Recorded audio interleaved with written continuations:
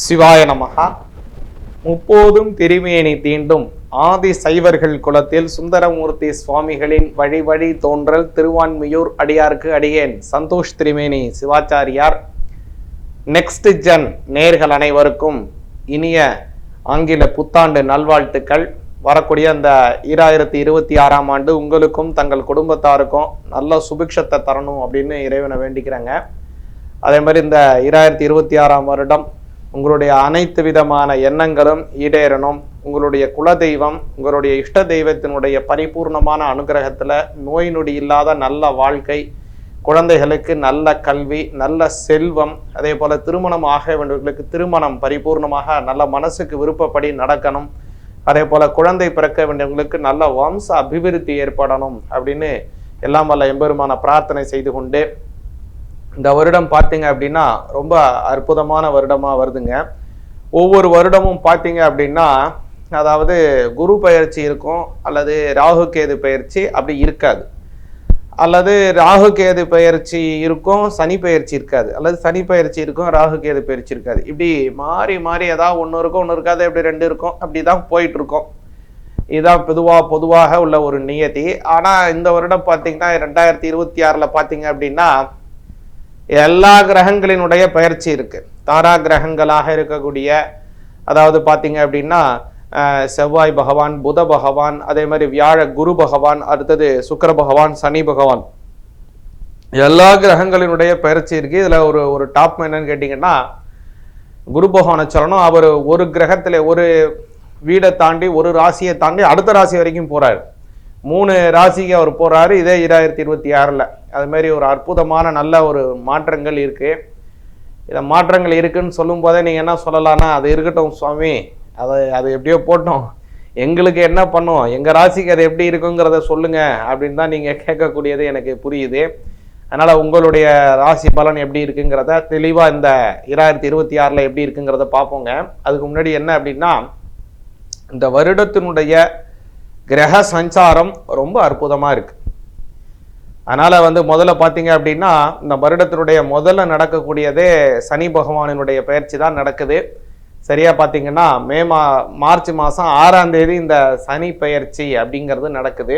இந்த சனி பயிற்சி பார்த்தீங்க அப்படின்னா கால புருட தத்துவத்தில் அவருடைய சொந்த வீட்டிலிருந்து 12ஆம் வீடு காலபுருடத்தினுடைய கடைசி வீடு அதுதான் மீனம் தான். அந்த மீனத்துக்கு அவர் மாறுறாரு.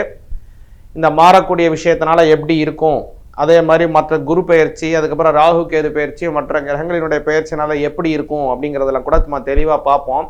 இன்னொரு முக்கியமான விஷயத்தை இந்த சமயத்தில் சொல்லிக்கிறேன். இப்போ நம்ம பார்க்கக்கூடிய விஷயங்கள் எல்லாமே வாக்கிய முறைப்படியான கணனம், இந்த வாக்கிய பஞ்சாங்கப்படியானது தான் நம்ம சொல்லக்கூடிய எல்லா பலனும்.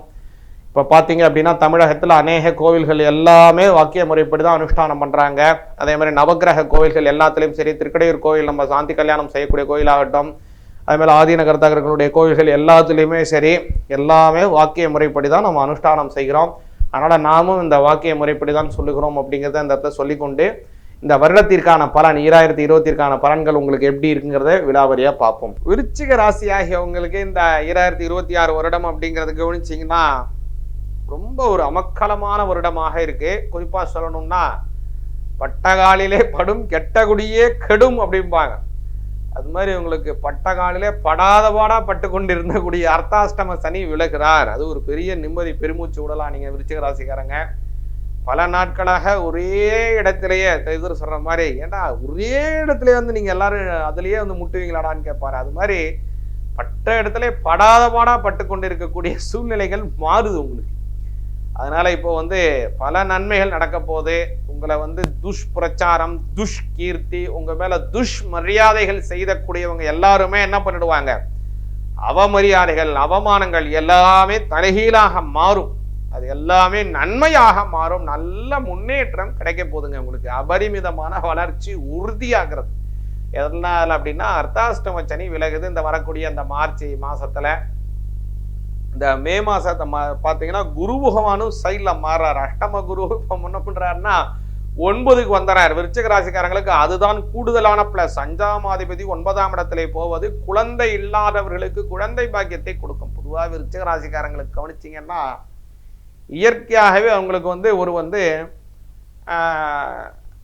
லௌகீகமான வாழ்க்கை, அதே போல அதே மாதிரி பர வாழ்க்கை, அதாவது பெரிய, அதாவது குடும்பத்திற்கு அக வாழ்க்கை, புற வாழ்க்கை அப்படின்னு வச்சுங்களேன்.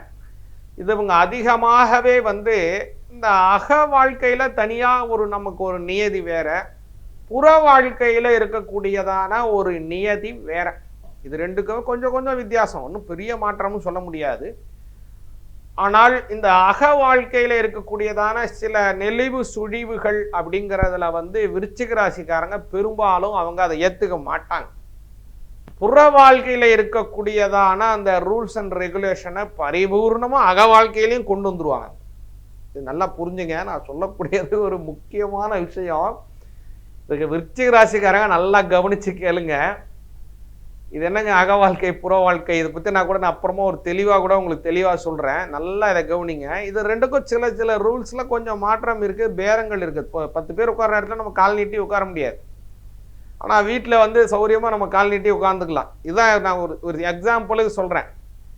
ஆனால் அந்த விருச்சிக ராசிக்காரங்க என்ன சொல்லுவாங்க அப்படின்னா, அவங்களுடைய கோட்பாடு நம்ம எப்போதுமே இப்படி தான் இருக்கணும். அக வாழ்க்கை புற வாழ்க்கைங்கிறது தனித்துவம் கிடையாது, எல்லாமே ஒரே மாதிரி இருக்கணும். அது அவங்களுடைய இயல்பு, அதை நம்ம ஒன்றும் சொல்ல முடியாது. இப்போ அதனால அவங்களுக்கு ஒன்றும் பிரச்சனை இல்லை. அவங்க கூட இருக்கிறவங்க அவங்கள பார்த்து எப்போதுமே இவர் ரொம்ப ரூல்ஸ் ராமானுஜமா இருக்காரு, இது எப்ப பாரு இதுதான் இவருடைய வேலையே அப்படின்னு அவங்கள ஒரு ஒரு அவங்ககிட்டேருந்து ஒரு டிஸ்டன்ஸ்ல தள்ளி தான் எல்லாரும், அது நண்பர்களாக இருக்கலாம் அல்லது சொந்தக்காரங்களாக இருக்கலாம், யாரா இருந்தாலும். ஆனா அவங்களுக்கு தெரியும் இவங்களால இந்த வேலை முடியும் அப்படின்னு. அதனால அவங்களால ஏதாவது வேலை ஆகணும், விருச்சிக ராசிக்காரங்களாக வேலை ஆகணும் அப்படின்னா தள்ளி இருக்கிறவங்க கவலையே விட மாட்டாங்க. டக்குன்னு கிட்ட எனக்கு இந்த வேலை ஆகணும்னு கேட்பாங்க. இவங்க கவலையே பட மாட்டாங்க, விருச்சிக ராசிக்காரங்களும் உங்களுக்கு அந்த வேலையை செஞ்சு கொடுப்பாங்க. இது விருச்சிக ராசிக்காரங்களுடைய இயல்பு, இதை ஒன்றும் பண்ணவே முடியாதுன்னு வச்சுங்க. சரி, எதுக்கு இவ்வளவு தூரம் சொல்றேன் அப்படின்னா, இவ்வளவு நாளாக எதுக்கு இப்ப சொல்றதுதான் உங்களுக்கு புரியும். உங்கள் துஷ்கீர்த்தி, உங்களுக்கு அபமானங்கள், இந்த மாதிரியான விஷயங்களை விருச்சிக ராசிக்காரங்களுக்கு அர்த்தாஷ்டம சனி வழங்கி கொண்டிருந்தார். இப்போ அவரு 5ஆம் பாவத்துக்கு மாறுறதுனால, அதே மாதிரி அஷ்டமத்திலே குரு மறைஞ்சு இருந்தார், அவரும் இப்போ 9ஆம் பாவத்துக்கு மாறுவதனால இந்த விஷயங்கள் எல்லாமே மாறும். அதனால உங்களுடைய புகழ் மேலோங்கும், உங்களுக்குன்னு கிடைக்க வேண்டிய நல்ல கௌரவம் பரிபூர்ணமாக கிடைக்கும், சம்பள உயர்வு ஏற்படும், அபிவிருத்திகள், வம்ச அபிவிருத்திகள், உங்களுக்கு குழந்தை பிறக்கிறது, அல்லது குழந்தைகளுக்கு குழந்தை பிறக்கிறது, அல்லது உங்க குழந்தைகளுக்கு திருமணம் நடக்கிறது, உங்களுடைய பேரனுக்கு பேத்திகளுக்கு கல்யாணம் ஆகிறது, அல்லது உங்களுடைய யாருக்கோ வயசுக்கு வர்றது வீட்டில், இந்த மாதிரி பல நல்ல விஷயங்கள் இந்த வருடத்திலே நடக்க போகுது விருச்சிக ராசிக்காரங்களுக்கு. முக்கியமா விருச்சிக ராசிக்காரங்க செய்ய வேண்டியது என்னன்னா, பைரவர் வழிபாடு செஞ்சுவாங்க. வியாழக்கிழமை நல்ல பலன் கிடைக்கும். சிவாய நமः.